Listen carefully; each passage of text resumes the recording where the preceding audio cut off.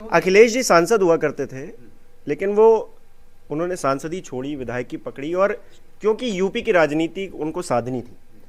लेकिन अभी भी लगता है कि वो केंद्र छूट नहीं रहा है, वो यूपी पे नहीं आ पा रहे हैं, या फिर यूपी की राजनीति में क्या बदलाव हुए हैं उनके आने के बाद, ये आपसे जानना चाहूंगा। देखिए, जब वो आपने देखा होगा जब वो मुख्यमंत्री उत्तर प्रदेश के थे, आज मैंने पहले ही बताया कि कान्हा जो बना स्टेडियम, लखनऊ में कोई स्टेडियम नहीं था। उत्तर प्रदेश में आप कह लो तो इतना अच्छा, इतना भव्य स्टेडियम नहीं था जहां पे इस तरह के मैचेस हो पाए।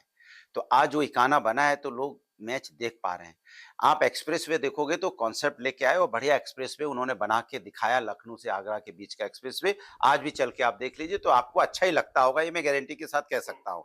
और वो अपना पूर्वांचल एक्सप्रेसवे की नींव डाल के गए, उसकी लैंड एक्वायर करके गए, 80% काम करके गए, उसका टेंडर दे के गए। बाद में फिर सरकार ने भी आगे बढ़ाया, लेकिन क्वालिटी में आप अंतर अभी भी देख सकते हैं आप दोनों में। दूसरा, हमने वुमेन के लिए 1090 बनाया, जिससे कि आप हेल्पलाइन है कि आप अपनी समस्या कहें तो तुरंत सुनवाई होती है। 100 डायल हमने पुलिस सिस्टम बनाया, 112 कर दिया, वो अलग बात है।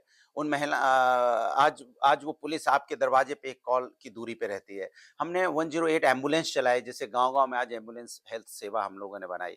हम लोगों ने सारे ग्राम को जनेश्वर मिश्र ग्राम आवास योजना और लोहिया ग्राम आवास योजना के तहत हजारों गांव का हमने सुंदरीकरण किया, कि जिसके अंदर हमने रोड्स बनाए, लाइट लगाई, उसकी नालियां थी उनको ठीक किया, उसमें सोलर लाइट्स के साथ साथ बारात घर और स्कूल की व्यवस्था, टॉयलेट की व्यवस्था, ये सारे हमने आदर्श जिसको गांव बोलते हैं। लेकिन ये तो आपकी सरकार की बात हुई ना, जब आप सरकार के बाद की बात कर रहा हूं। विपक्ष में रहकर आपने क्या किया, ये लगातार अगर उत्तर प्रदेश की, जैसे अभी 100 डायल की हमने बात की, अब 112 हो गया, उसमें जो हमारी बेटियां काम करती थी, अब उनकी सैलरी 12,000 से वो 16,000 की डिमांड कर रही थी, लगातार धरने बैठ रही। तो अखिलेश यादव जी विरोधी दल नेता होने के तो हैं ही, प्लस उनकी समस्या के लिए उनके साथ खड़े रहे।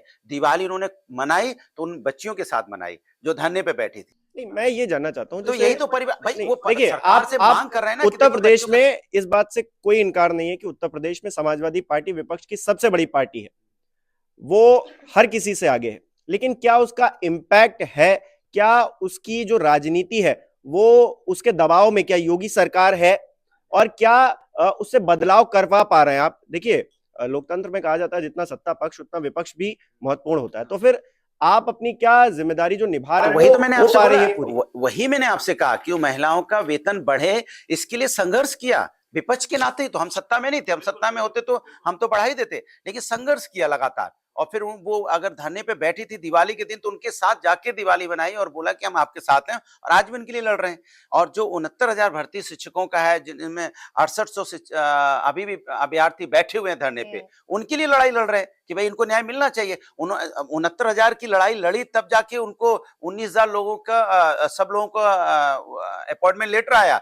उसमें 19,000 में थे 6800 का भी इन्होंने लेटर भेजा, लेकिन अपॉइंटमेंट लेटर नहीं भेजा, इसलिए अभी उसके लिए भी लड़ाई लड़ रहे हैं। लेकिन आरोप तो यही लगते हैं ना कि आपने फर्जीवाड़ा बहुत किया। नहीं, वो देखिए, सरकार का काम है आरोप लगाना। आरोप लगा के आप अपनी कमजोरी नहीं छुपा सकते। आपकी जिम्मेदारी बनती है रोजगार देना। वो उत्तर प्रदेश के बच्चे हैं ना भाई, हम 1 मिनट को छोड़ दीजिए सारी चीजें, बच्चे किसके हैं? उत्तर प्रदेश के हैं। तो उत्तर प्रदेश के बच्चों को आप रोजगार दे दो ना। किसने बोला? हम कहते छोड़िए दुनिया की बातें, आप रोजगार देने में आपको क्या दिक्कत हो रही है? भाई नौकरी तो मांग रहे हैं ना, नौकरी दे दीजिए। अच्छा, जैसे वो बच्चियां बैठी थी, अरे आप कह रहे हो कि हमारे हाथ में नहीं हो, हमने ठेका दिया हुआ है। अरे जिसको ठेकेदार को बुलाओ, ठेकेदार सर के बल चल के आएगा। नमस्कार, मैं हूं मानक गुप्ता। अगर आपको हमारा ये वीडियो पसंद आया हो तो इसे लाइक और शेयर जरूर करें, और हाँ, हमें सब्सक्राइब और फॉलो करना ना भूलें, ताकि आप देश और दुनिया की कोई खबर मिस ना करें। तो जुड़े रहिए हमारे साथ और देखते रहिए न्यूज़ 24।